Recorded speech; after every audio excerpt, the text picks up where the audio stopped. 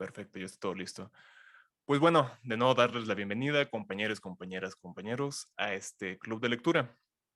Ahora, voy a dar unas palabras iniciales. Por desgracia, ya comenzamos un poco tarde, así que daré esto lo más rápido posible para no quitarles demasiado tiempo de su día. Este proyecto del club de lectura nace como un intento de acercar a la gente a la filosofía y a los autores de filosofía, ¿no? A los pensadores del pasado, con la intención específicamente de acercarnos directamente a su obra para ver qué es lo que dicen.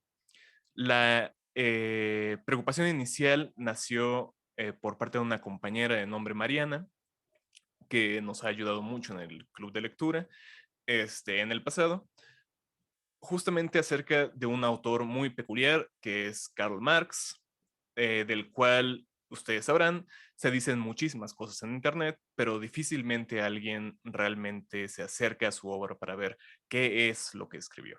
Y no solamente pasa esto con Marx, sino pasa con muchísimos otros autores.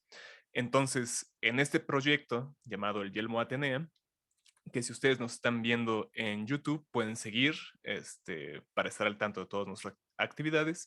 Y si todavía no lo han hecho, pueden darle like a la página, ingresar al grupo y así mantenerse en contacto con nosotros y ver todas nuestras actividades. Y como decía, en el Yelmo Atenea, que es un proyecto de divulgación de la filosofía y también de difusión de la filosofía, nos preocupa principalmente el pensar que hay gente que tiene un interés genuino por el pensamiento de los grandes filósofos del pasado y del presente, pero que no tienen las herramientas o el vehículo necesario para acercarse a estas obras y autores. Entonces decidimos crear un club de lectura en el cual durante nuestra primera época le hemos dado lectura a El Capital de Karl Marx, de comienzo hasta en este momento haber terminado el primer tomo de la edición del siglo XXI, que son 3 tomos, es decir, ya más de un tercio, bastante más de un tercio del primer libro del Capital, lo cual pues es una gran hazaña, porque como ustedes sabrán, no solamente el Capital es un libro complicado, sino es un libro extenso, ¿no? Entonces, a lo largo de nuestra lectura, hemos interrumpido en diferentes ocasiones nuestro proceso para hacer sesiones especiales donde hemos invitado a filósofos como el doctor Yankel Peralta, que nos ha acompañado para dialogar con nosotros acerca de temas que hemos abordado. Asimismo, también hemos tenido presentaciones especiales que he realizado yo acerca de otros aspectos de la obra de Marx para completar la lectura y el entendimiento de los argumentos que el Capital guarda. Y en esta ocasión, en ocasión de haber terminado el primer tomo de El Capital, hemos decidido hacer este pequeño club de lectura breve, en el cual decidimos, y no lo digo porque lo haya decidido yo, sino porque estuvo sometido a votación por parte de los miembros de nuestro grupo de Facebook, se decidió que el autor a leer sería Walter Benjamin, un autor muy conocido, reconocido en la actualidad, que tiene una influencia muy peculiar en los estudios sobre arte, en los estudios de historia del arte y estética en la actualidad, y que además está en la misma línea de pensamiento que Marx. Entonces queda bastante bien para completar lo que hemos leído en el curso del club de lectura, pero además para todas aquellas personas que tal vez no estén tan interesadas en una obra de ciencia económica o de crítica económica como lo es El Capital, pero sí lo están en asuntos como por ejemplo el arte y la filosofía de manera más general, sin salirse de temas como lo que veremos hoy, que es el materialismo histórico. Entonces, eso es el camino que hemos recorrido para llegar a este club de lectura. Si ustedes están acercándose por primera vez a la obra de Walter Benjamin, si no saben quién es o tienen una idea muy general de este autor, esta primera introducción está enfocada a contextualizar su vida y su pensamiento en los sucesos históricos, no solamente en la tradición filosófica que le precedió, sino en los sucesos históricos a nivel general que se desarrollaron desde la muerte de Marx, digámoslo así, hasta el momento en que Benjamin tiene que tomar su propia vida o decide tomar su propia vida asediado por el régimen nazi mientras escapaba de esta gran catástrofe que fue la Segunda Guerra Mundial. Entonces, voy a compartirles pantalla para empezar a ver la presentación que preparé y con eso empezar a ver y a entrar ya en materia. Esta es la presentación. Un segundo. Aquí está. Entonces, la presentación simplemente se llama Introducción. El club de lectura que estamos haciendo Walter Benjamin se llama Materialismo Histórico y Cultura. Y la primera pregunta tendría que ser: ¿qué diablos es el materialismo histórico? Como les decía, tiene que ver con al menos uno de los autores que hemos trabajado ya en el pasado en este club de lectura, que es Karl Marx, pero también tiene que ver con su compadre intelectual, mejor amigo y compañero de batallas, el señor Friedrich Engels. Estas dos personas fueron alemanes, nacieron en Renania, que es un territorio de lo que en ese momento era lo que actualmente llamamos Alemania, y vivieron en un periodo histórico muy peculiar, que fue justamente en el medio del siglo XIX. El siglo XIX, ustedes sabrán, fue un siglo muy peculiar, sucedieron muchísimas cosas, y en materia de filosofía estaba en boga algo llamado el hegelianismo. Eso fue herencia de un autor filosófico llamado Georg Hegel, que antecedió directamente a estos dos pensadores y a otros varios en la Universidad de Berlín, donde Marx estudió. Engels no estudió en la Universidad de Berlín, pero Marx sí fue alumno en la Universidad de Berlín pocos años después de la muerte del maestro, de la muerte de Hegel, y tomó clase con varios de sus alumnos. Si quieren saber más acerca de esta relación, pueden ustedes ir a las sesiones del Club de Lectura, sobre todo la primera sesión, la introducción del Club de Lectura de El Capital, donde explico un poco más de la historia y la vida de Marx y su relación con la Universidad de Berlín y la gente que ahí estudió. Ahora, estas dos personas, Marx y Engels, fueron teóricos y activistas revolucionarios. Es muy peculiar ver en la historia de la filosofía que se unan estos dos aspectos de la actividad humana, digámoslo así, ¿no? No solamente fueron filósofos, no solamente fueron economistas, no solamente fueron historiadores o sociólogos, fueron también activistas que estuvieron involucrados de manera directa hasta donde se les permitió por la circunstancia histórica con los movimientos obreros que se gestaban en Europa durante ese siglo que fue el siglo XIX. Además de que el siglo XIX fue muy bullente filosóficamente en materia de pensamiento, fue también un siglo de desarrollo material increíble. Se sucedieron en ese siglo las revoluciones industriales que permitieron la industrialización, las revoluciones técnicas que permitieron y científicas que permitieron la industrialización a gran escala de economías nacionales como Inglaterra, que en ese momento era el núcleo del capitalismo industrial de la época, lo cual le permitió a alguien como Karl Marx desarrollar un pensamiento profundamente enraizado en las cuestiones económicas. Y este pensamiento enraizado en cuestiones económicas, es lo que da esencia, lo que da sustancia al materialismo histórico. El desarrollo del materialismo histórico parte, como decía, de la crítica a Hegel y la izquierda hegeliana.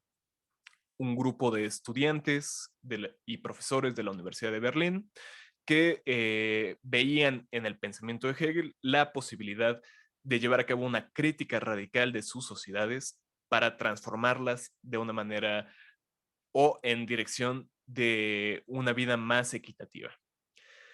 Sin embargo, estas personas eran idealistas o su procedimiento era idealista. Lo que buscaban era criticar sobre todo las figuras de la teología, es decir, la figura de Cristo, la figura de la Sagrada Familia y otras tantas, con tal de que con esa crítica de estas figuras, con revelar cómo eran artificios de la mente humana, según ellos, porque todos ellos, si no es que la mayoría, eran ateos radicales, se buscaba minar los fundamentos mismos de la sociedad alemana del siglo XIX y con eso llevar a cabo una transformación social. Es lo que en la actualidad llamaríamos una revolución de conciencia.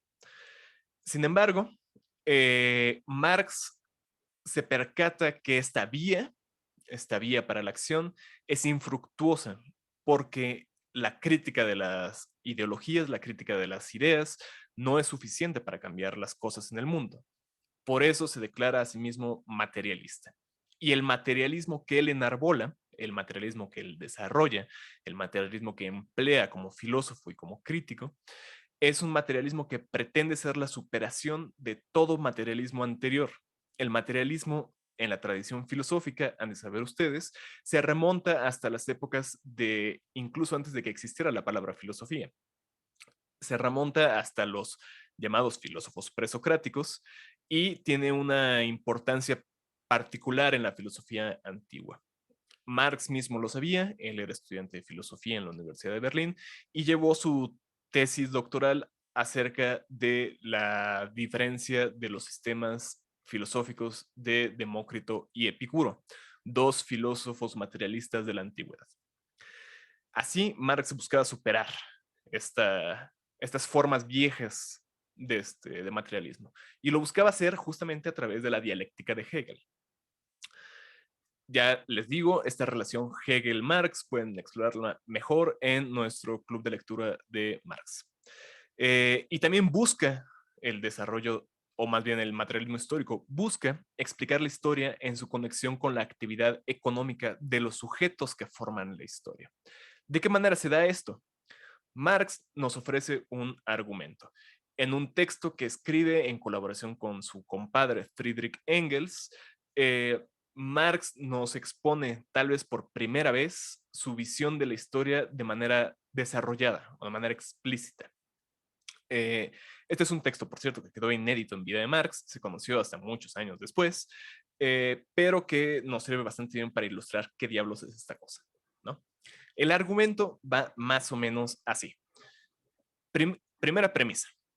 Para que los seres humanos hagan historia, deben mantenerse con vida.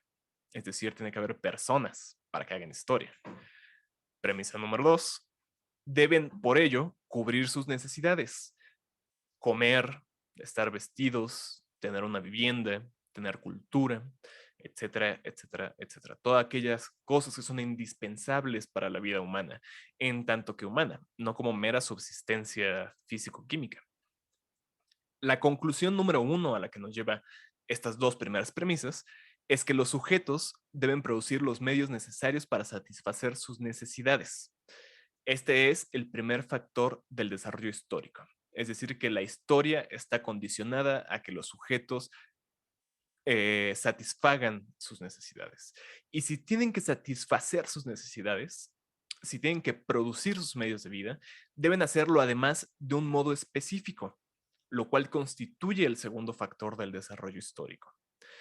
Con la satisfacción de las necesidades viene la procreación y con ella la multiplicación de las necesidades mismas.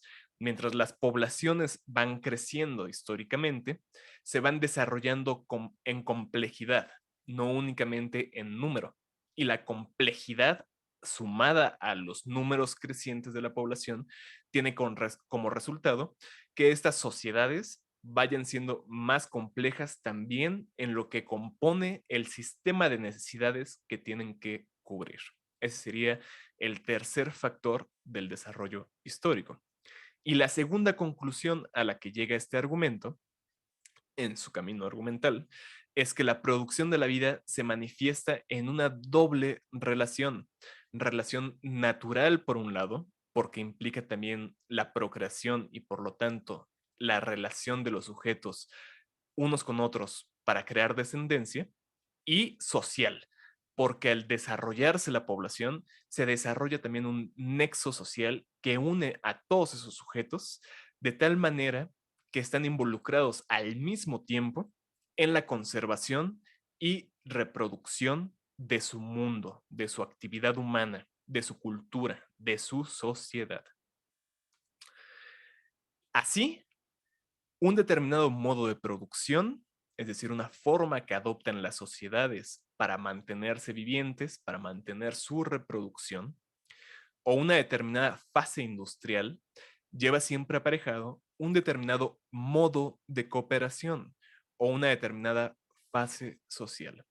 una determinada forma en la cual los sujetos se relacionan unos con otros para, en cooperación, mantenernos con vida.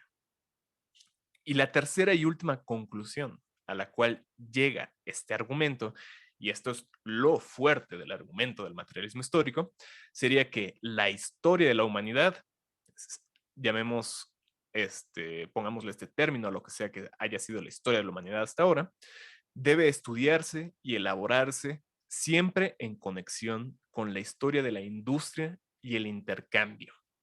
Eso es lo que llamamos la tesis del materialismo histórico. Ese es el núcleo del pensamiento de Marx y Engels, lo que va a mover a toda su actividad intelectual y a toda su actividad práctica también. Todo su activismo también va a estar ligado a esta concepción de la historia, aunque tenemos que entenderla de tal manera que siempre tenemos que estudiarla en conexión con la historia de la industria y el intercambio, porque la industria y el intercambio son expresiones de las necesidades mismas de los sujetos que están involucrados en una relación natural social. De esta manera es que en el estudio de las sociedades llega Marx, también Engels, a formular una máxima que será la regente de esta tradición de pensamiento-acción que es el materialismo histórico, que se elabora por primera vez de manera explícita en lo que será también uno de los documentos más importantes en la historia de la humanidad desde el momento de su publicación, que es el Manifiesto del Partido Comunista. El Manifiesto del Partido Comunista comienza diciendo: la historia de las sociedades hasta nuestros tiempos es la historia de la lucha de clases. Es decir, todas las sociedades hasta el momento en que Marx y Engels escriben el manifiesto del Partido Comunista, y podemos decir hasta nuestros días, son sociedades que están escindidas entre grupos que tienen propiedad, algunos, sobre la materia necesaria para reproducir la vida social, y otros que llevan a cabo cierto trabajo con esa materia que no les pertenece. De esa manera, las sociedades se mantienen andando, se mantienen reproduciéndose, se mantienen creciendo, se mantienen haciendo historia, son históricas porque hay una desigualdad o una asimetría fundamental en la forma en que ven cumplidas las necesidades que requieren para mantenerse existiendo. Eso es el núcleo, digámoslo así, político del materialismo histórico. Y es también lo que le da una carácter propiamente activo, un carácter propiamente revolucionario. Porque si las sociedades han sido así hasta el momento, el objetivo será transformarlas en su base material, en la forma en que están organizadas para su reproducción, de tal manera que ahora ya no dependamos de la existencia de las clases sociales, que todos podamos participar de los frutos de la sociedad de manera equitativa, porque no estemos obligados a hacerlo de una manera específica para reproducir esta desigualdad fundamental. Eso será a lo cual llegue el materialismo histórico, ¿no? Ese será el objetivo del materialismo histórico. Y esta cita de Marx nos habla un poco acerca de cómo se relaciona el materialismo histórico con la conciencia. Los hombres tienen su historia, tienen historia porque se ven obligados a producir su vida y deben además producirla de un determinado modo. Esta necesidad está impuesta por su organización física, por sus propios cuerpos, y otro tanto ocurre con su conciencia. Es decir, la conciencia no es lo que mueve el mundo, es lo que diría Marx, sino que el mundo y la forma en que vivimos es lo que produce una cierta forma de conciencia.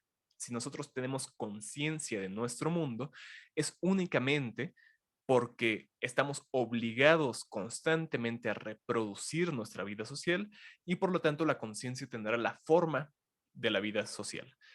Luego entonces no tenemos una conciencia transparente o perfecta, del mundo en el cual vivimos, sino que la tenemos en la forma específica de esa forma social en la cual estamos inmersos necesariamente. Por lo tanto, esas formas de conciencia que emergen de manera espontánea en los sujetos que se enfrentan a su mundo, llevarán el nombre de ideología. Eso es lo que para Marx es la ideología. Esa emergencia espontánea de una forma de conciencia a partir de la forma específica en que los seres humanos se la ven con su mundo, con sus condiciones naturales y las condiciones naturales del mundo que los rodea, para mantener sus sociedades andantes. Así, algo como el capital adquiere sentido, porque si tenemos una idea más o menos distorsionada del mundo, necesitamos una cierta ciencia o un cierto procedimiento científico que nos aleje de los errores metodológicos, que nos aleje de los errores de concepción del mundo, para darnos las cosas en una forma que sea racional, una forma que esté ligada con normas del pensamiento, por así decirlo, que nos den el funcionamiento real de nuestras sociedades y no ya una mera equivocación conceptual, equivocación terminológica, equivocación de muchos tipos que nos puede llevar hacia caminos desagradables, no deseables. El Capital, que es un libro tremendo, les digo, tengo por aquí eh, los 3 tomos del Capital, es una cosa bestial. Se publica el primero de estos tomos, el primer libro de El Capital, en 1867, primera edición, en vida todavía de Marx. El segundo libro se publica en 1885, ya cuando Marx ha muerto, y lo edita Engels.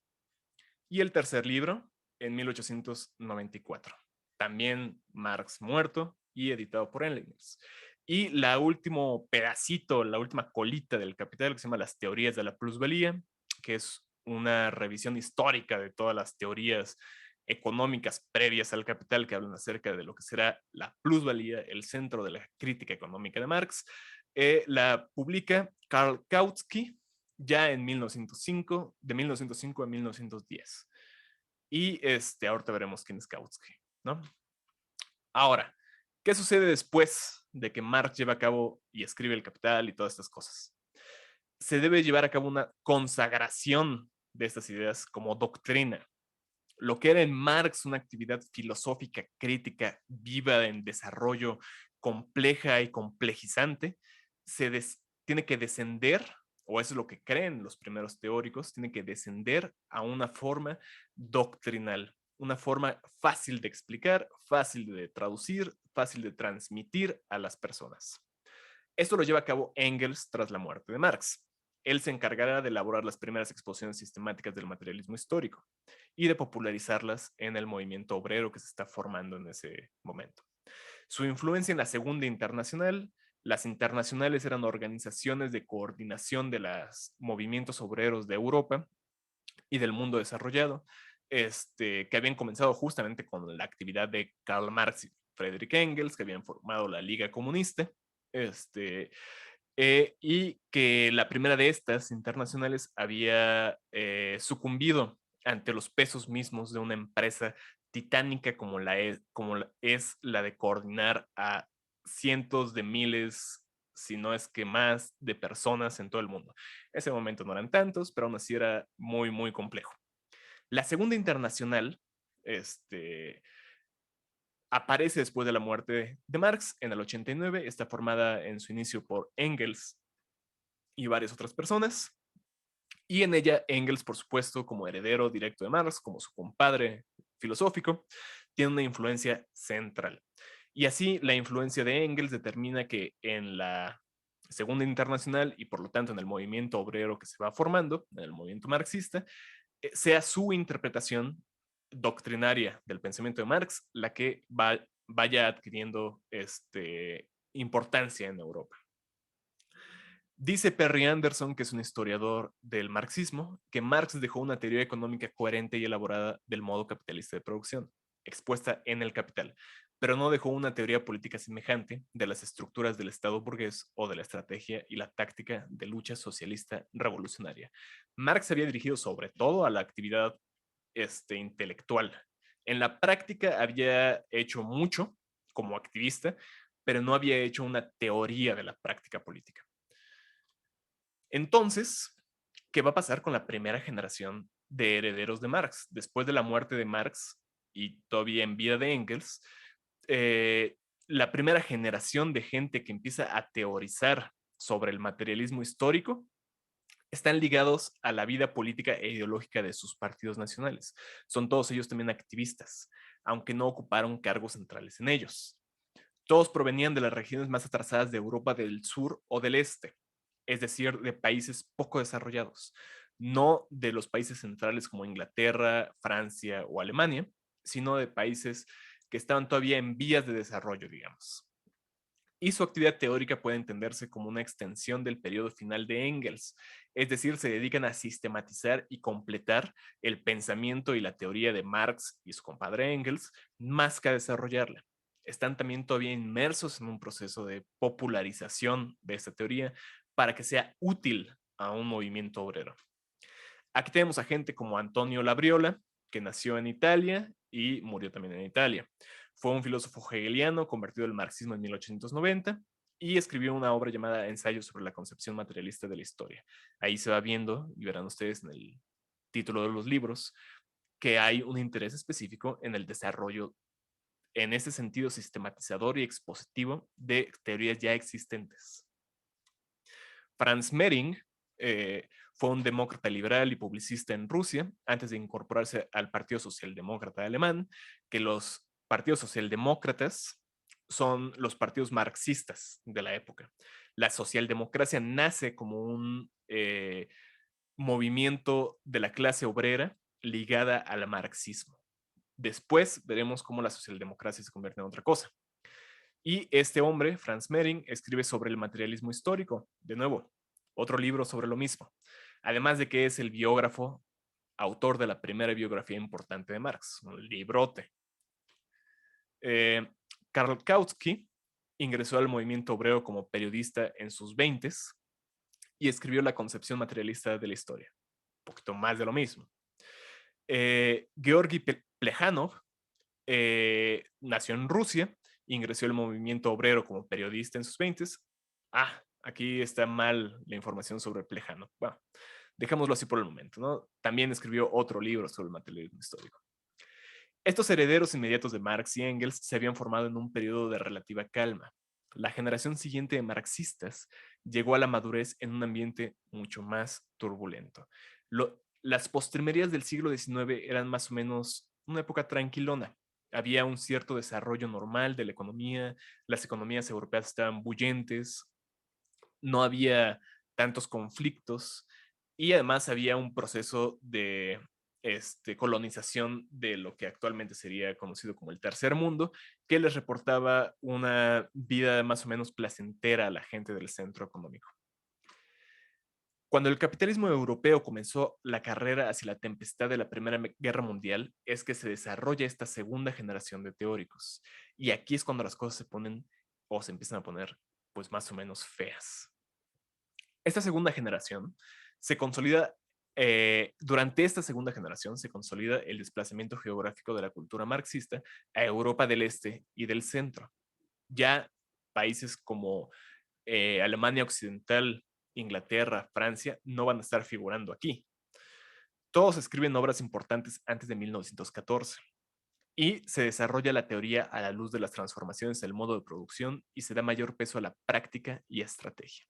Son gente que está viendo cómo el capitalismo en este desarrollo más o menos normal del cual les hablo ha ido adquiriendo caracteres cada vez más alejados de lo que Marx y Engels pudieron ver. Sí llegaron a atisbar las primeras escenas de esta obra escénica, pero no llegaron a ver ya las cosas en su concretud. Entonces estas personas empiezan a notar que las cosas han cambiado y tienen por primera vez que empezar a desarrollar la teoría en un sentido distinto o en un sentido más allá de lo que los fundadores hicieron. Y además, como la práctica obrera, el movimiento obrero, empieza a tomar importancia, también tienen que llevar a cabo una reflexión sobre cómo el movimiento obrero tiene que llegar a sus fines, la revolución. Prácticamente todos ellos tendrán cargos y papeles activos en la dirección de sus partidos nacionales. Aquí tenemos a gente como Lenin, ¿no? Aquí tengo Materialismo y Empiricismo de Lenin. Y Lenin se vuelve una figura pues, muy importante en la historia, ¿no? Es el creador del partido bolchevique en Rusia y escribió, antes de la Primera Guerra Mundial, El desarrollo del capitalismo en Rusia, un librote acerca de cómo Rusia se fue capitalizando o industrializando. Rosa Luxemburg, por su lado, fue fundadora del Partido Comunista de Alemania y escribió La acumulación del capital, una obra donde se discute directamente con el segundo libro del Capital, una parte que hasta nuestros días sigue siendo infraexplorada, pero que Rosa Luxemburgo dice, yo aquí me voy a meter para ver cómo las cosas han cambiado. Rudolf Hilferding fue diputado del Reichstag alemán por el Partido Socialdemócrata y escribió una obra llamada Capital Financiero, acerca de temas que están en el libro tercero del Capital, además de haber hecho una crítica a la primera crítica importante que recibió la teoría marxiana, la crítica de un sujeto llamado von Baberg.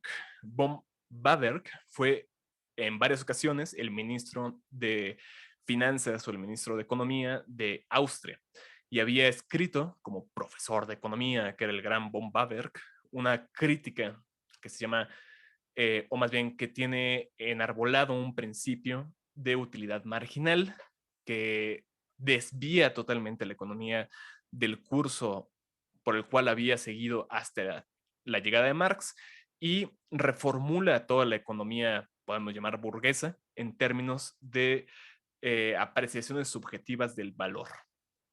¿Qué es esto del valor y cómo funciona en la teoría de Marx? Vean también el club de lectura, ¿no? Pero esto pues había sido una crítica muy fuerte, o sea, le da directamente al núcleo de la crítica económica de Marx.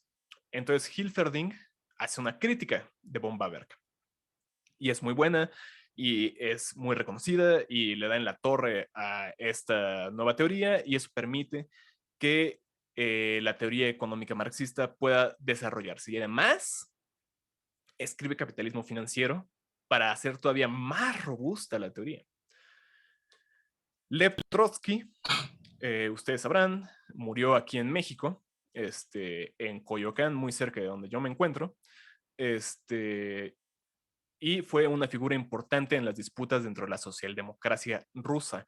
Fue en la socialdemocracia y en esas disputas que aparecen los bolcheviques y los mencheviques. Bolcheviques de Lenin, mencheviques donde primero va a estar Trotsky y luego se va a pasar a los bolcheviques y se hace el merequetengue de la revolución, ¿no?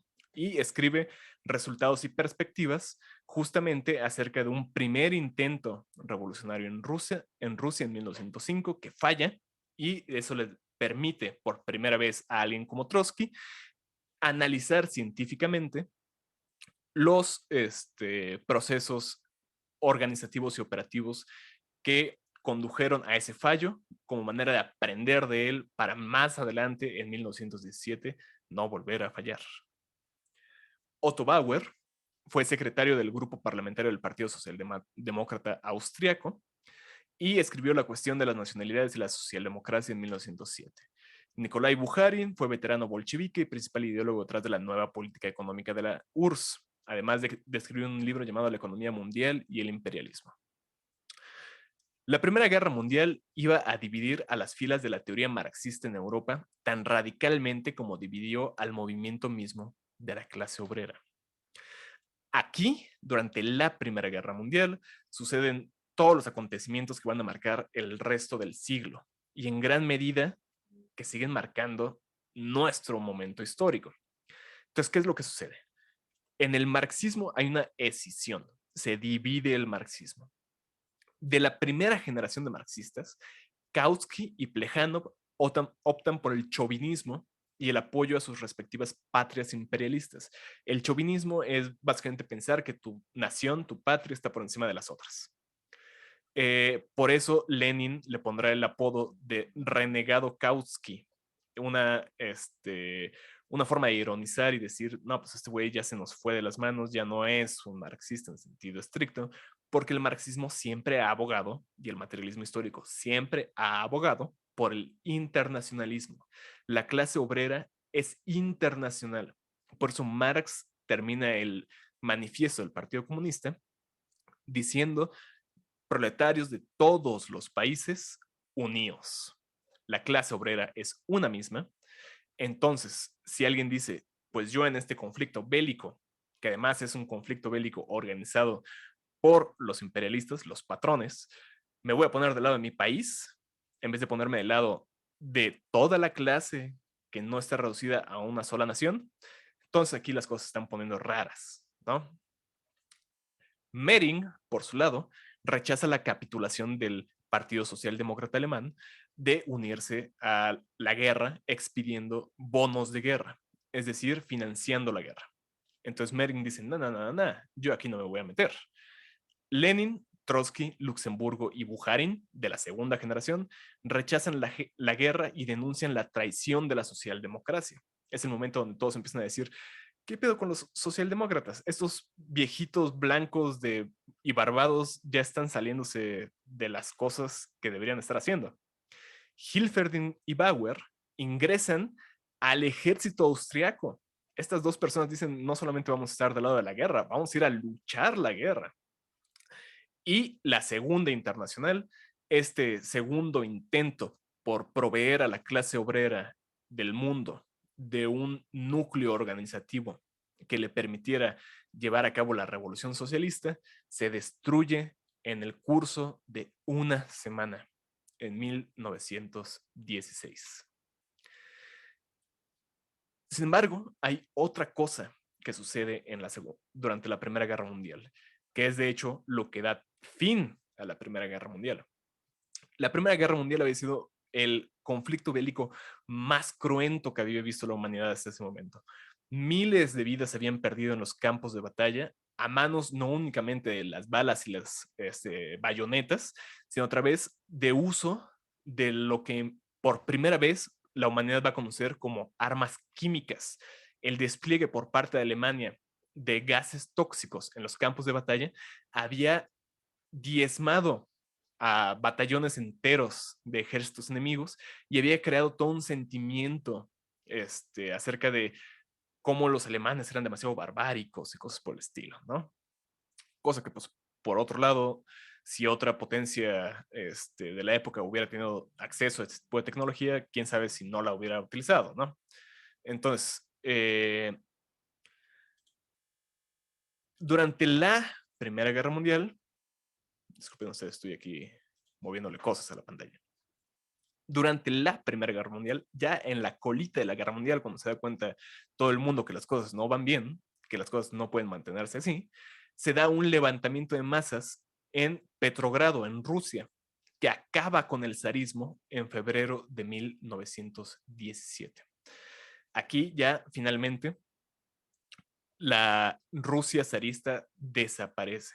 Lo que era una dinastía de los Romanov que llevaban quién sabe cuánto tiempo ahí calentando la silla, se ve desplomada bajo el peso de la organización de las masas de Petrogrado.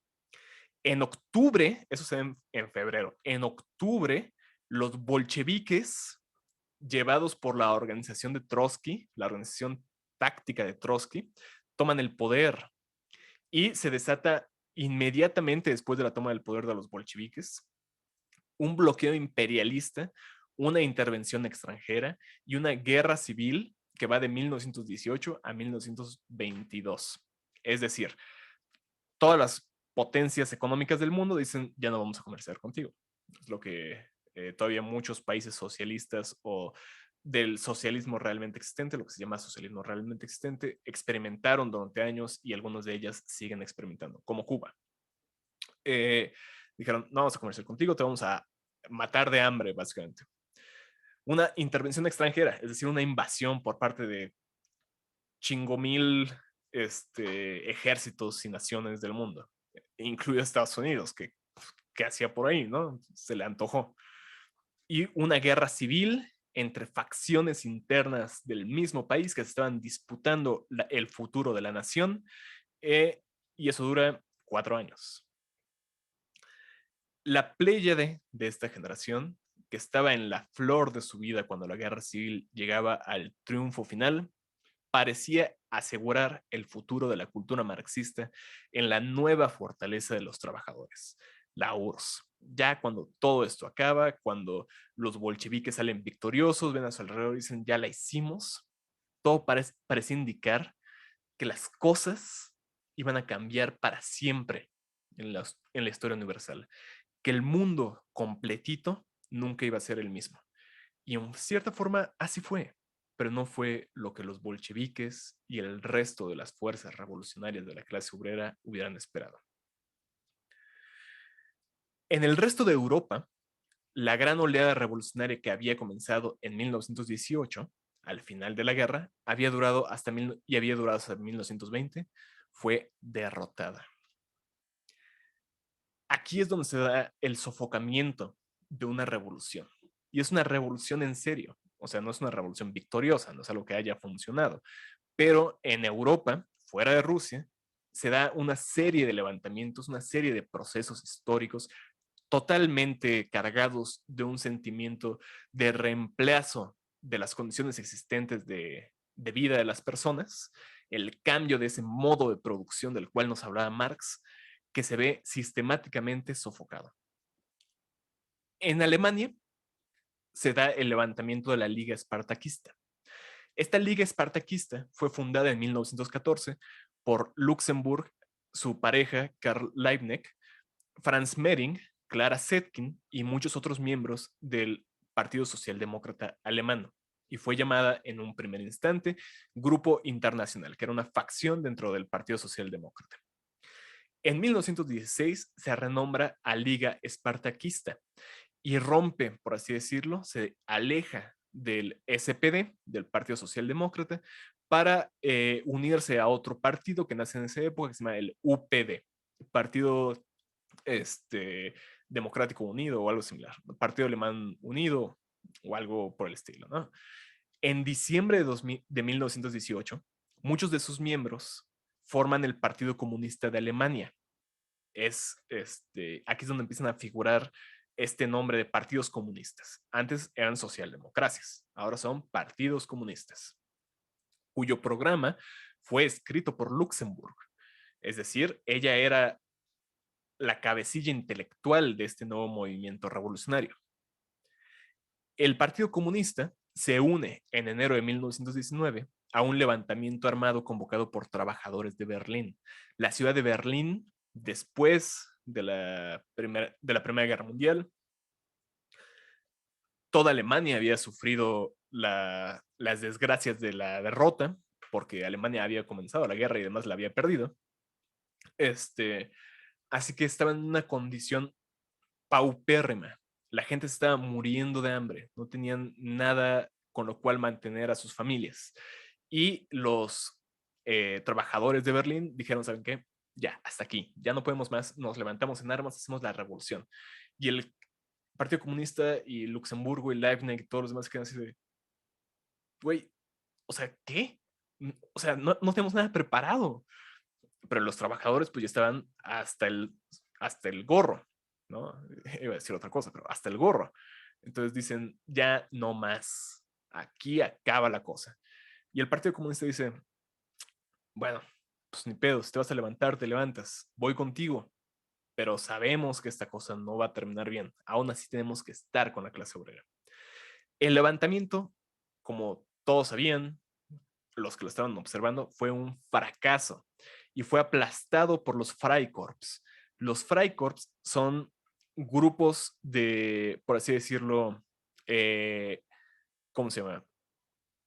pequeños ejércitos a sueldo que habían sido formados por veteranos de la Primera Guerra Mundial, que al haber regresado del frente después de la derrota, ya no habían, más bien habían sido soltados por el ejército a su suerte. Así de, pues, sí, haz lo que quieras, a mí ya no me importa, ya no hay guerra, ya no te necesito, no me importa cómo te ganes la vida. Y esas personas, muchos de ellos pasaron a la clandestinidad, algunos se hicieron socialistas, algunos fueron criminales y algunos formaron grupos de ejércitos privados que se llamaron los Freikorps, que van a ser importantes también más adelante. Estos Freikorps aplastaron el levantamiento de la Liga Espartaquista bajo órdenes del gobierno socialdemócrata.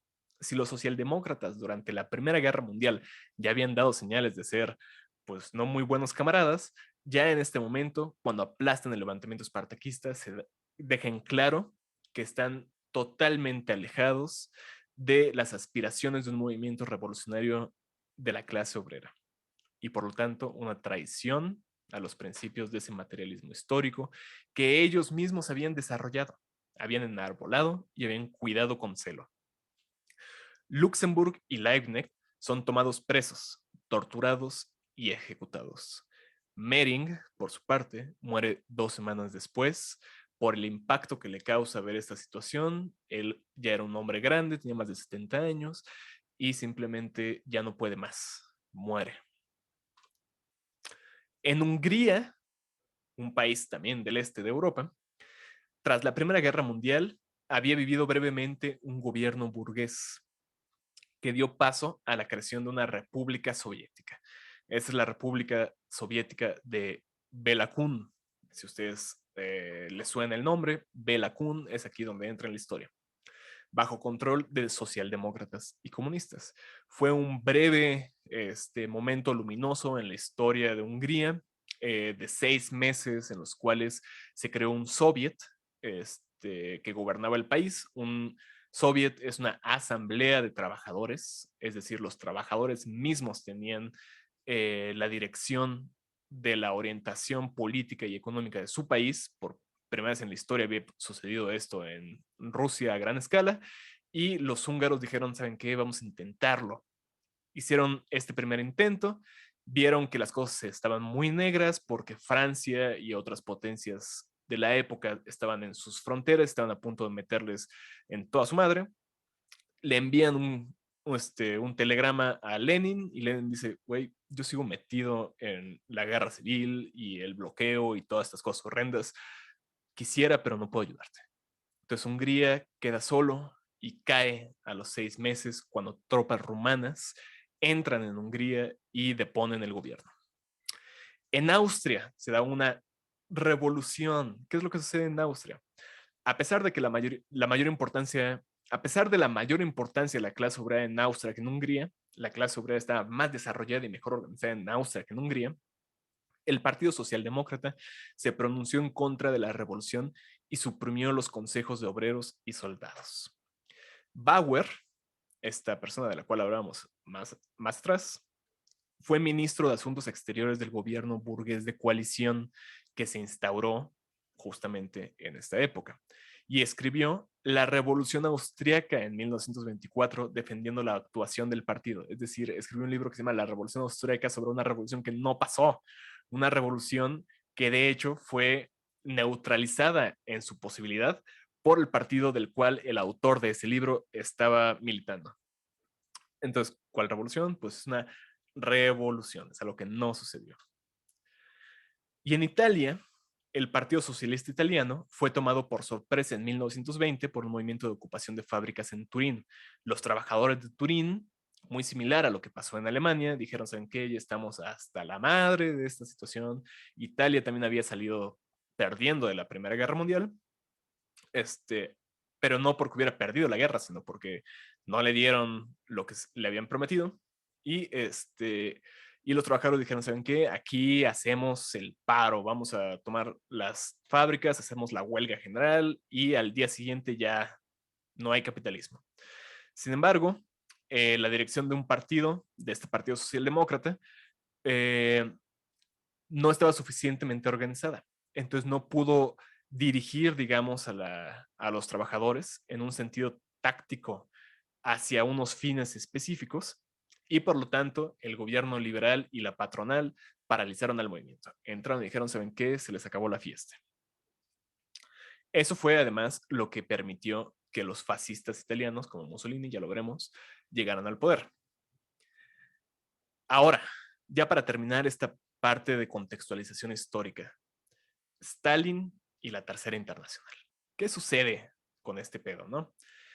La Tercera Internacional, ya habíamos dicho que la segunda, la de Engels y todos estos compitas, había desaparecido porque todos decidieron caminos distintos respecto a la guerra, ¿no? La Tercera Internacional se funda en Moscú en 1919, ya con los soviéticos, o más bien ya con los bolcheviques en el poder, pero todavía en medio de la guerra. Tuvo que esperar a su segundo congreso, el de julio de 1920, para tomar consistencia real. Es decir, existía de nombre, pero ya en 1920 hay una tercera internacional que se propone organizar a la clase obrera en todo el mundo. Debido a la guerra en la URSS, no pudo intervenir en la revolución continental. Se vio bloqueada. Todo lo que sucedía, todo en Alemania, en Hungría, en Italia y demás, esta tercera internacional no pudo tomar parte. Los tuvo que ver desde lejos. Pues seguramente debe haber sido muy doloroso para ellos, pero no pudieron hacer nada.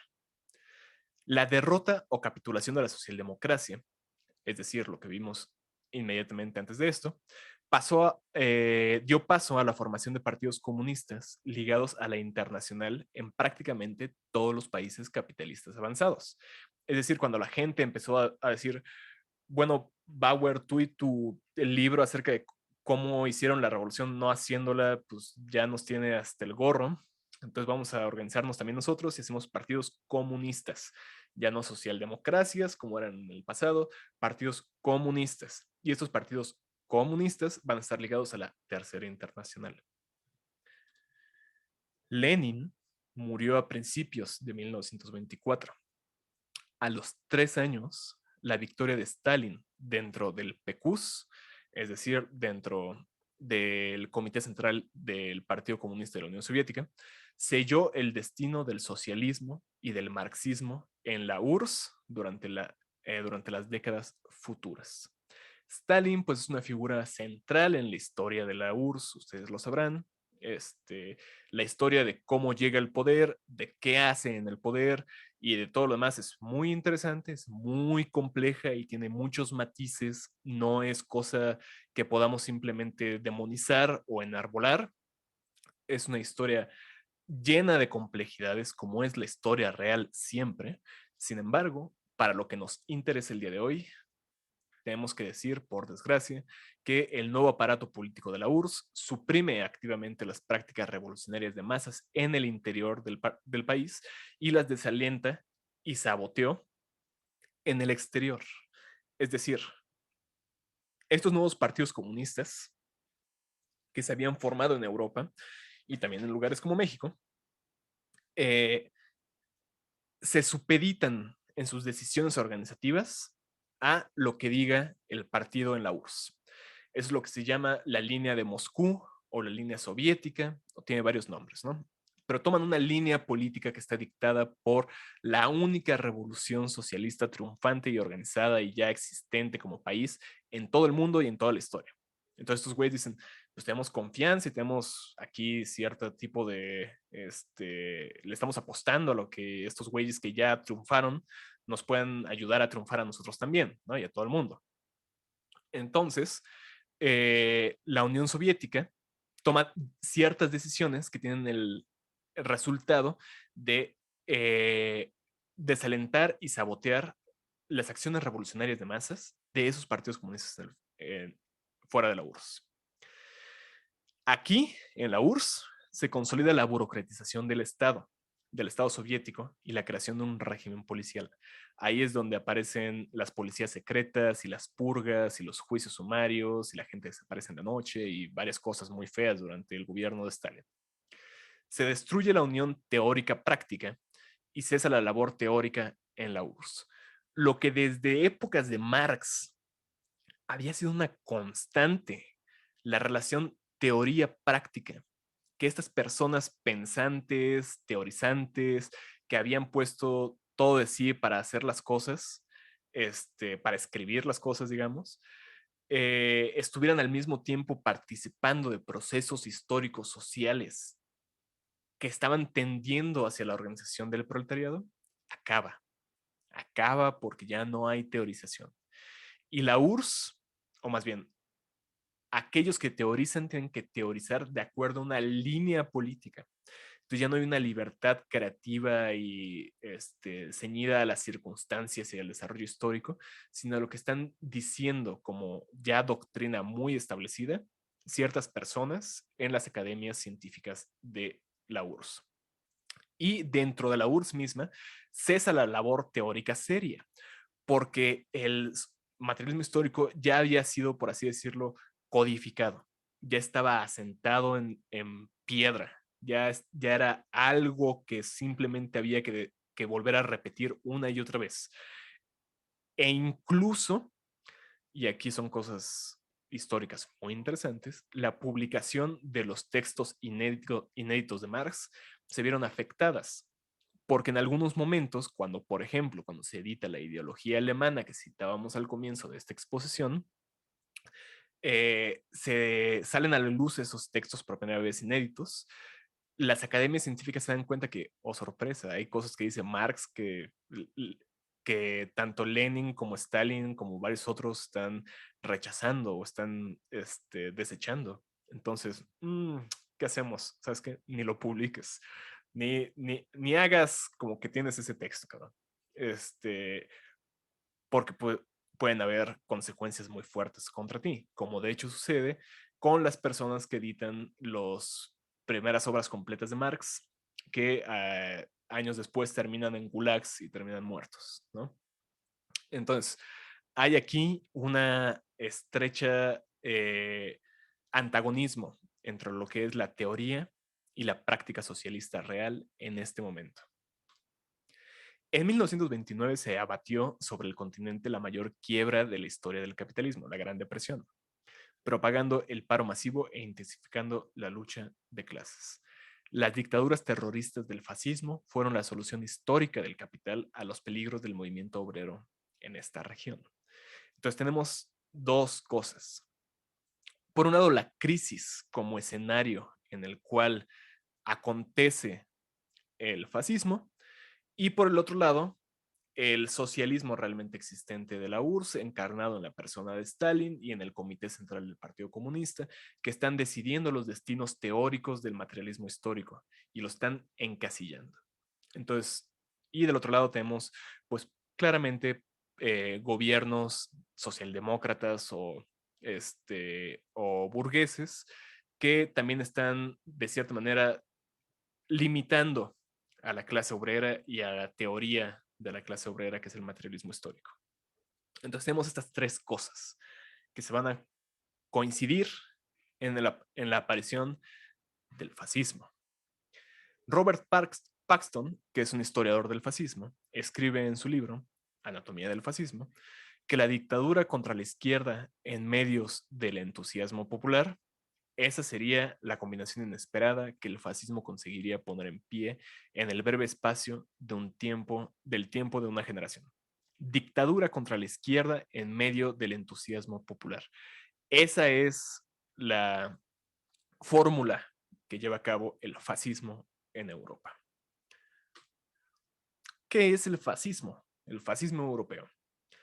Los orígenes italianos del fascismo europeo se encuentran en la palabra fasci o faces, que vienen del latín, que significa un haz de varas con una hacha encajada, llevado delante de los magistrados en procesiones públicas romanas para indicar la autoridad o la unidad del Estado.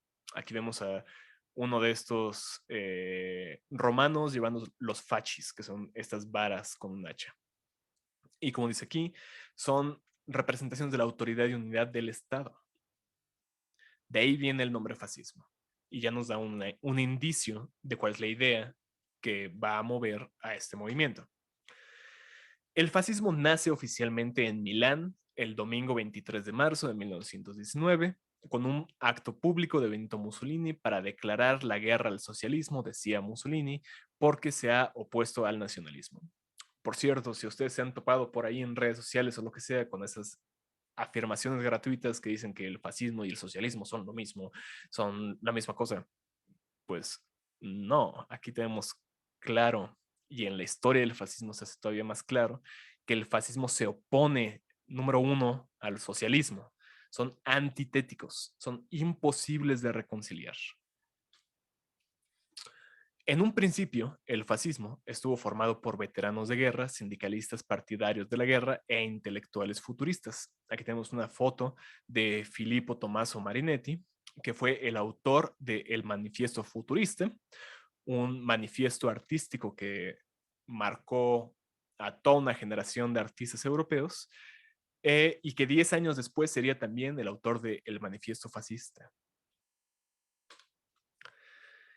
El 15 de abril de 1919, un grupo de fascistas invadieron y destruyeron las oficinas milanesas del diario socialista Avanti, del que Mussolini había sido director. El saldo, 4 muertos y 39 heridos. Esto fue el primer acto del fascismo ya organizado, un acto de violencia, de destrucción contra el socialismo. Su primer acto real del fascismo fue ir en contra, violenta y asesinamente, contra los socialistas. Y aquí vemos en imagen una imagen de la portada del número del Avanti, referente al 1 de mayo de 1909, el Día del Trabajo. El 1 de mayo es Día del Trabajo porque en la URSS lo habían declarado el Día del Trabajo. Y el 8 de marzo es Día de la Mujer Trabajadora porque en la URSS lo habían declarado Día de la Mujer Trabajadora. Las condiciones previas más profundas del fascismo se hallan en la rebelión de finales del siglo XIX contra la creencia liberal dominante en la libertad individual, la razón, la armonía humana, natural y el progreso. Mucho antes de 1914, nuevos valores antiliberales en boga, un racismo y un nacionalismo agresivos y una nueva estética del instinto y la violencia empezaron a aportar un humus, un suelo fértil, intelectual y cultural en el que pudo germinar el fascismo.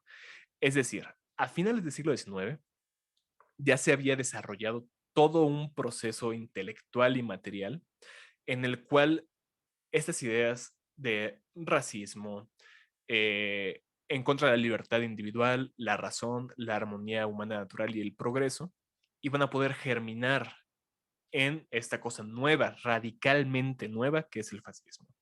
El fascismo tiene sus antecedentes en varias cosas que sucedieron en el siglo XIX, que todavía sucedieron a comienzos del siglo XX, ¿no? Pero ya como formulación concreta, como algo que llega al poder, fue algo totalmente distinto a lo que habían visto el mundo, la historia humana hasta ese momento. ¿Qué es lo que lleva al fascismo a desarrollarse? ¿Qué es lo que convierte en fascistas a las sociedades? Bueno, el fascismo tiene intelectuales que le dan una consistencia, ¿no? Y escriben los manifiestos, como veíamos con Marinetti, y escriben aquí la doctrina del fascismo con Mussolini, y escriben Mi lucha con Adolf Hitler, y escriben varias cosas que no son doctrinas filosóficas, no son sistemas filosóficos en un sentido estricto, son como consideraciones muy dispares, muy poco organizadas, pero que tienen la finalidad, en última instancia, de mover a la gente, de hacer que la gente se apasione por algo y que se apasione en contraste a que racionalice. El materialismo histórico era una filosofía. El liberalismo contra el cual también el fascismo va a luchar era una filosofía. E incluso el conservadurismo contra el cual el fascismo va también a luchar en algunos momentos era o adquirió una consistencia filosófica, doctrinal, sistemática, que muchos pensadores habían codificado y que habían recurrido también a figuras de la tradición filosófica para asentar esas ideas. Entonces, todas ideologías anteriores al fascismo habían encontrado en cierta manera en la razón una herramienta, un arma y una fundamentación, una justificación. El fascismo lo que va a hacer es desechar esa razón y utilizar el sentimiento, la pasión. Por eso aquí copié una lista de lo que Robert Paxton, este historiador del fascismo, llama pasiones movilizadoras. ¿Cuáles son estas pasiones que movilizan a la gente y que lleva a una sociedad a convertirse en fascista? Número uno, un sentimiento de crisis abrumadora que no se puede superar con las soluciones tradicionales. Es decir, ese momento en el cual la gente dice, las cosas ya están del garete, ya no hay nada que hacer y ya no podemos seguir por la misma línea. Necesitamos algo totalmente distinto, ni socialismo, ni liberalismo, ni conservadurismo. Algo diferente. La primacía del grupo hacia el que uno tiene deberes superiores a cualquier derecho, sea individual o universal, y la subordinación a él del individuo. Eh, yo le debo al Estado todo, es lo que diría el fascismo. Yo le debo a la nación, a la raza, a la sangre, a la tierra, a todas estas ideas difusas, poco definidas, mitológicas en muchos casos, eh, todo lo que soy. Y si yo existo es por y para ello. Luego entonces, yo, el individuo, cualquier individuo, no tiene ningún tipo de derecho que reclamarle. Tienen que dar las gracias, por así decirlo. La creencia de que el grupo al que uno pertenece es una víctima, un sentimiento que justifica cualquier acción sin límites legales o morales contra sus enemigos, tanto internos como exteriores. Si algo son los fascistas, son victimistas. Son las víctimas por excelencia. Víctimas natas. Son gente que dice, ¿por qué me va mal en la vida? Porque hay un enemigo que me está haciendo que vayan las cosas mal. En Alemania era el judío, en Italia eran los comunistas. Y así muchas otras figuras que se han enarbolado, que han aparecido en la historia del fascismo, pero siempre hay un enemigo. Y siempre es por su culpa que me va mal. Porque yo soy de la raza de la buena, o sea, yo soy de la nación correcta, soy de la gente que tiene el destino histórico de ser los mejores y los más chingones de la historia. Si me está yendo mal, es porque alguien está haciendo que las cosas me vayan mal. No es porque haya algo en la estructura de mi sociedad que tenga como repercusión que las cosas no funcionen para cierto sector de la población. Eso es socialismo, eso es buscar razones. Aquí no queremos razones, queremos que sientas miedo y que te sientas como una víctima, que sientas que alguien más está decidiendo las cosas por ti y que además lo puedes identificar muy claramente. El temor a la decadencia del grupo a causa de los efectos corrosivos del liberalismo individualista, la lucha de clases y las influencias extranjeras. Mi grupo social, mi nación, mi estado, mi raza, ya dijimos, está bajo ataque. ¿Y cuáles son estos ataques específicos? El liberalismo individualista. Esa gente que cree que que es más importante que el Estado, que la raza, que todas estas cosas. Esta gente que cree que vale la pena vivir si no es por algo más grande, si no es por la restauración y morir por la restauración de ese gran sentido que estamos creando, ¿no? Esas personas son nuestros enemigos. Y yo tengo miedo porque esas personas están inmersas en mi sociedad, están destruyendo la sociedad por dentro. Y la lucha de clases, esa cosa que dicen los socialistas que hay que acabar con la sociedad de clases para que ya todos podamos desarrollarnos individualmente como sujetos libres que afirmen la esencia de la humanidad. Esa cosa solo nos está poniendo unos contra otros. Está poniendo a los proletarios contra los dueños de las fábricas. Lo que hay que hacer es que se unan y que esas diferencias que existen ya dejen de importar porque están en el interior de un Estado que va a gestionar esa relación. Y las influencias extranjeras, no me digas, o sea, ¿no han visto a los inmigrantes que vienen a mi país a acabar con nosotros? Con la gente que sí es superior, no como esos sucios inmigrantes que vienen de fuera. Ahí están los miedos del fascismo. El miedo que mueve al fascista. Otra pasión movilizadora sería la necesidad de una integración más estrecha de una comunidad más pura, por el consentimiento si es posible, o por la violencia excluyente en caso necesario. Necesitamos estar unidos.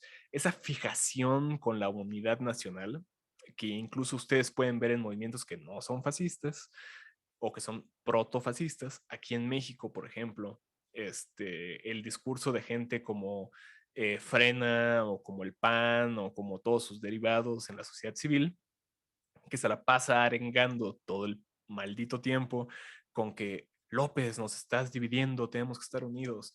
Más o menos lo mismo. La necesidad de que haya una autoridad de dirigentes naturales. Siempre varones, aquí no hay lugar para cosas como las mujeres, son suaves y no tienen carácter. Siempre el hombre, que culmina en un caudillo nacional que es el único capaz de encarnar el destino del grupo. Un hombre superior, muy similar a la idea del superhombre que tiene Nietzsche, o más bien es una degradación, una vulgarización de la idea del superhombre, de la idea nietzscheana del superhombre, que encarne este destino, esta fuerza, esta esencia nacional, y además que es el único que puede salvarnos. No puede venir de nosotros. La acción tiene que venir de alguien más. La superioridad de los instintos del caudillo sobre la razón abstracta y universal. El jefe tiene la razón. No te pongas a pensar.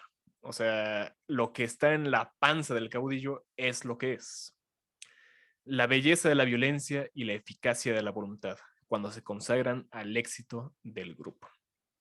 Esas imágenes heroicas de caballeros medievales, yendo en fila hacia la muerte, pero para defensa de la identidad europea que tanto le gusta a los fascistas de Internet hoy en día. Esa idea de que la muerte y la destrucción, la guerra en su expresión más clara y todo este tipo de cosas tienen un significado mayor, que son gloriosas, que son sublimes, inclusive. Todo eso es a lo que se refiere esta pasión movilizadora. También en ello, cosas como la glorificación o la mitologización de hechos históricos del pasado, de luchas históricas del pasado, como por ejemplo ya les mencionaba a los caballeros medievales que van a las cruzadas, o los 300 espartanos de Leónidas, eh, y cosas así, son referentes o imágenes que pueden ser utilizadas para movilizar este tipo de pasiones. El derecho del pueblo elegido a dominar a otros sin limitaciones de ningún género de ley humana o divina, derecho que se decide por el criterio exclusivo de la capacidad del grupo para triunfar en una lucha darwiniana. Somos los mejores, luego entonces podemos decidir sobre tu cosa inferior que está ahí pululando y pues mi derecho viene de que ya te gané, de que simplemente ya tengo el poder y el poder hace la razón, ¿no? Eso es básicamente. Y esa convicción sería esta pasión. Ahora, el fascismo alemán. Adolf Hitler, que era un veterano de guerra condecorado, es enviado por el servicio de inteligencia del ejército a investigar al Partido de los Trabajadores Alemanes en septiembre de 1919. Se une al partido, a este partido del cual hablábamos, con el carné 555 y pronto gana notoriedad como orador y miembro del comité dirigente. En 1920 se hace cargo de la propaganda del partido y deja el ejército alemán para dedicarse directamente a sus labores dentro del partido. El 24 de febrero de 1920, Hitler cambia de nombre al partido a Partido Nacional Socialista de los Trabajadores Alemanes, o Partido Nazi, para ser breves, y presenta un programa de 25 puntos. El partido nazi pasó de ser la novena fuerza política en la República de Weimar en 1928 a ser la primera en 1932, debido a los efectos de la crisis del 29. La crisis, como les digo, económica es este momento donde las cosas dejan de funcionar y es el escenario donde el fascismo tiene su aparición.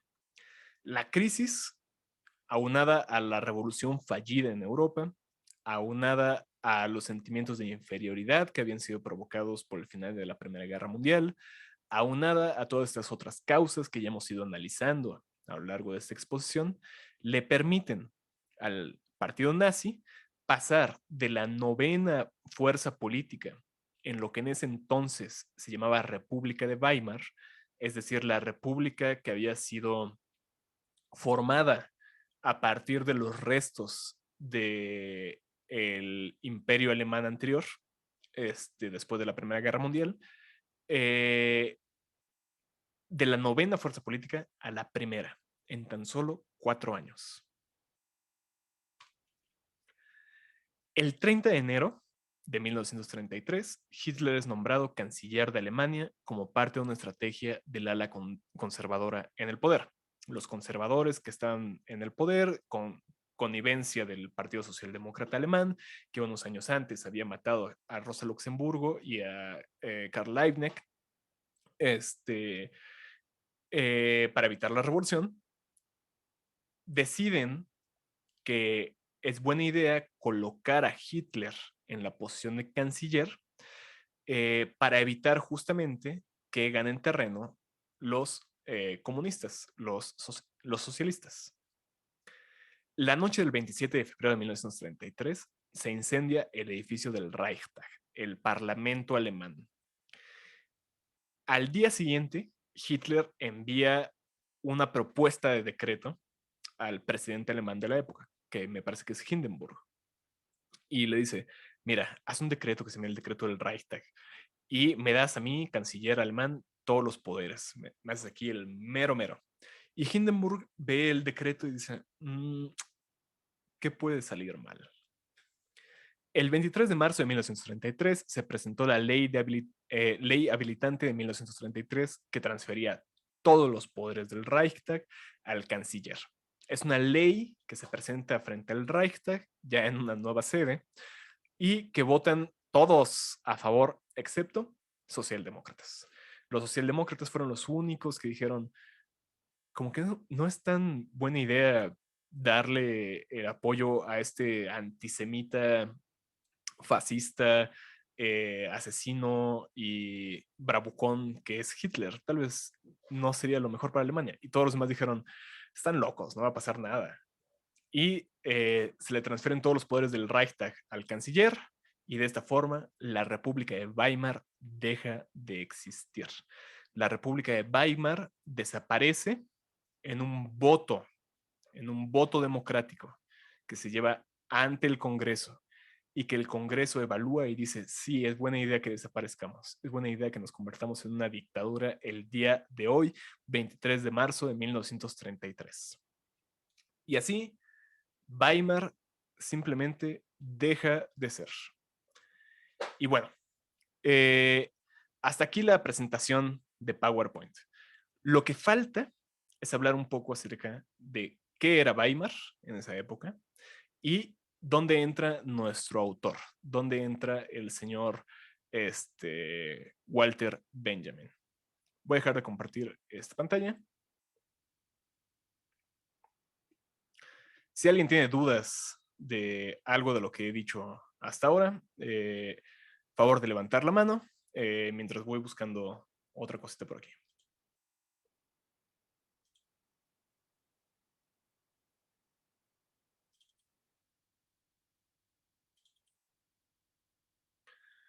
Pero bueno, todo claro hasta ahora, ¿no? Se da el movimiento internacional del marxismo-leninismo, del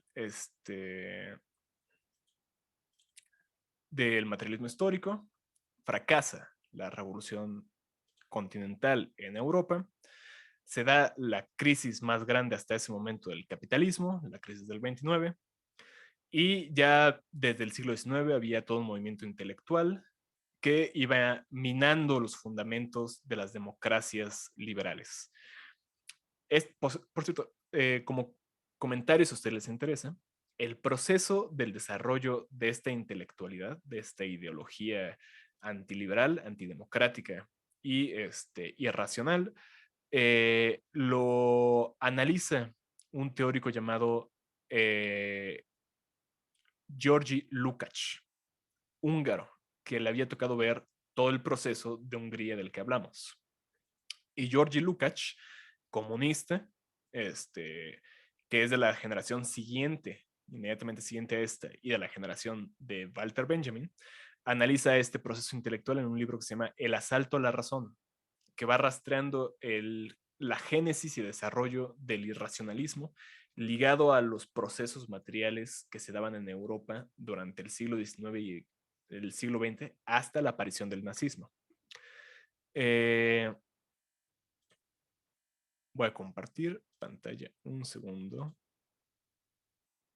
Y bueno, aquí tenemos a Walter Benjamin. Walter Benjamin es esta persona. Benjamin, ¿dónde entra en esta historia? Benjamin nace todavía a finales del siglo XIX y crece a lo largo del siglo XX. Le toca ver lo que sucede en la Primera Guerra Mundial y después la República de Weimar, este estado convulso y complejo del cual estábamos hablando. ¿Qué es Weimar? Weimar es lo que queda del antiguo Estado alemán después de la Primera Guerra Mundial, que se instaura como una república, es decir, como un Estado con representación popular y con órganos de decisión legislativa, eh, una Cámara de Representantes, que es el Reichstag, y elecciones y cosas por el estilo, ¿no? En Weimar se gesta una cultura muy peculiar. La cultura de Weimar es muy reconocida en la actualidad y se sigue estudiando porque en ella se dan expresiones artísticas de particular, que pueden ser destacadas particularmente, ¿no? Entre ellas, por ejemplo, lo que llamamos el expresionismo alemán. El expresionismo alemán es toda una corriente artística que se da en la pintura, en el grabado y en el cine, que tiene como característica estética el destruir las formas o retorcer las formas para representar en la exterioridad, para representar visualmente, gráficamente, la crisis moral, espiritual, económica y de todos los tipos que estaba viviendo este país que era la República de Weimar. El expresionismo alemán tiene varios representantes muy importantes. Uno de ellos sería Edvard Munch, el de la pintura esta del grito, la que sí, es una forma de expresionismo. También en el cine, películas como El gabinete del doctor Caligari, como Nosferatu, la famosa película de vampiros, que es una adaptación libre de Drácula, y varias otras que van reflejando en la forma estética lo que era un proceso dificilísimo para Alemania, que como digo había perdido la guerra, estaba en una crisis tremenda y tenía ya también a los fascistas ahí al lado, ¿no? Y todas estas ideas acerca de los temores a un extranjero, a la infección por parte de lo ajeno dentro del cuerpo social, todo este tipo de miedos que iban formándose se iban expresando en una bullente sociedad cultural y artística en esta Weimar de los años 20 y 30. También en este periodo se da movimientos musicales de vanguardia, como el atonalismo, del cual Arnold Schoenberg es uno de los representantes principales. Lo que el atonalismo intenta es romper con las estructuras musicales de la tradición clásica, de la tradición de la música docta europea, para construir experiencias auditivas que estuvieran fuera de los sentidos comunes de la gente que las escuchaba. Nosotros estamos acostumbrados a una estructura y a un sonido muy específico en la música, nos sentimos hasta el día de hoy muy confrontados por la música de alguien como Schoenberg. Y ustedes pueden buscarlo. Es algo muy disyunto, muy, muy extraño, porque crea una sensación muy especial en el escucha. Entonces tenemos esto, la pintura, el cine, la música. En la literatura también, durante los años 20 y 30, surge, por ejemplo, el... se me fue la palabra. Eh, mm, esta corriente artística de la cual forman parte Dalí y Breton y varios otros surrealistas. El surrealismo que presenta en la literatura, en la pintura, en la poesía, una forma de disyuntar también las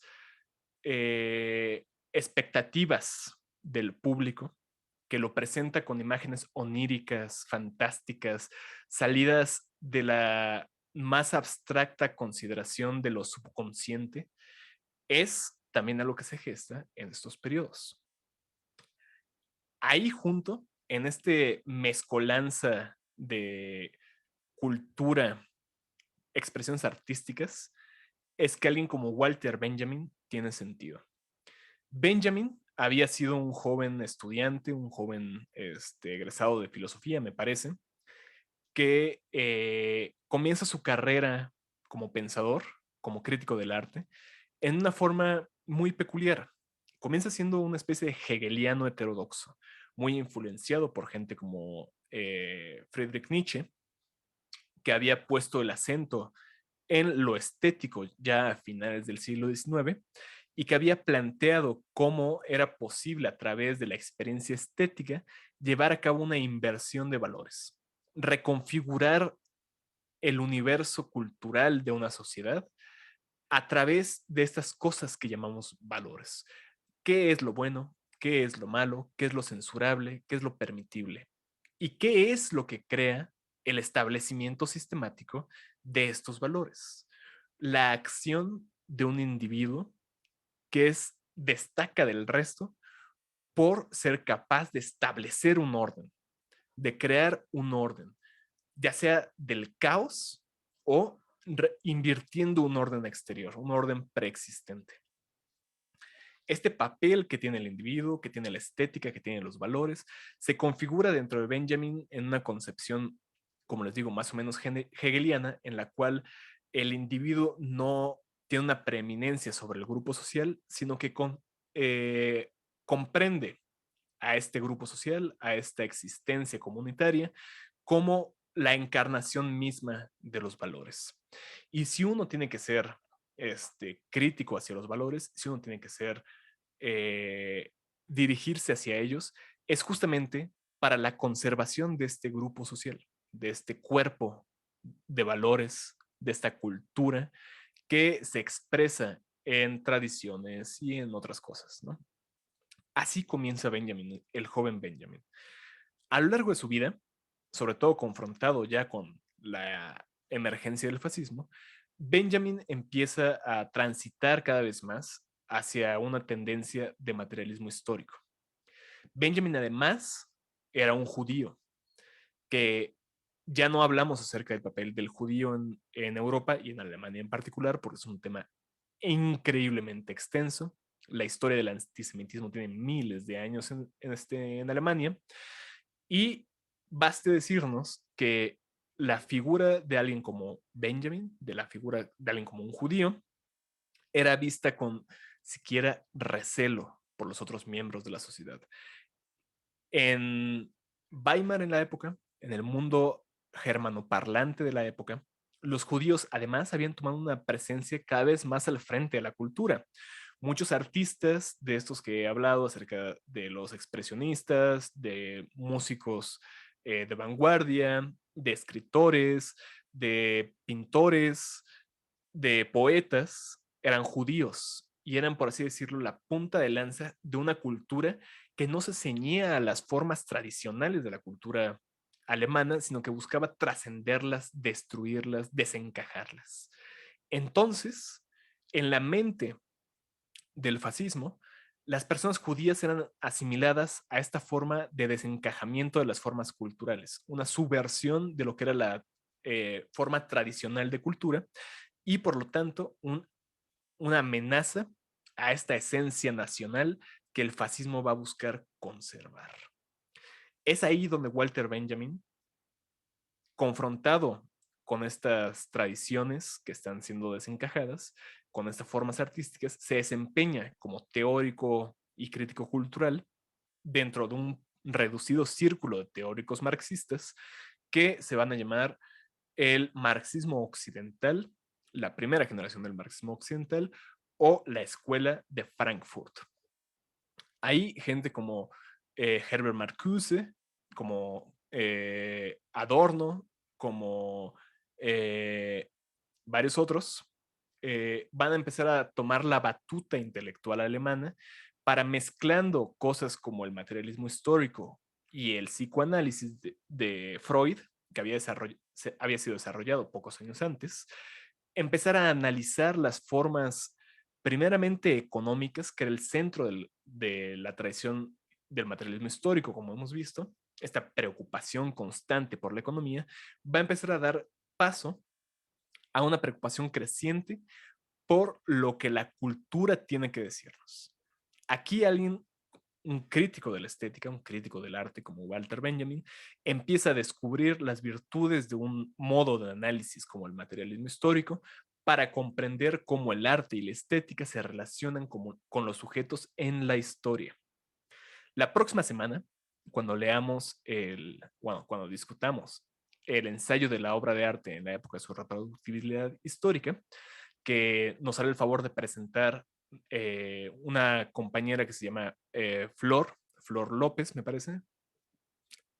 No voy a estar inventando cosas, denme un segundo, déjenme ver su apellido. Eh,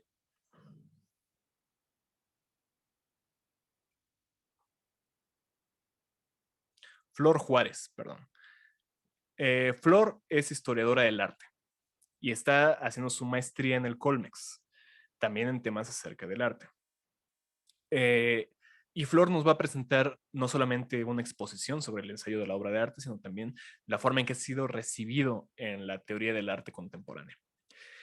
Y cuando veamos eso, vamos a entender muy bien, o eso será lo que busquemos en discutir, yo espero, cómo el materialismo histórico, esta tradición de análisis, este modo de análisis histórico, eh, viene muy bien también para el análisis de la cultura. Los teóricos posteriores a esta última generación de la cual hablamos en la presentación van a decantarse cada vez más por un análisis de la cultura y sus formas, por un análisis de la relación del sujeto con su mundo simbólico. Y ahí, en el mundo de símbolos, significados, imágenes, construcciones, ansiedades, espíritus que conforman a la cultura, es donde el materialismo histórico en manos de Benjamin va a tomar una dirección totalmente novedosa, totalmente creativa, en el sentido de que no se tiene más que a sí misma como premisa, y que nos llevará también acerca de la discusión sobre este otro fenómeno que analizamos el día de hoy, el fascismo.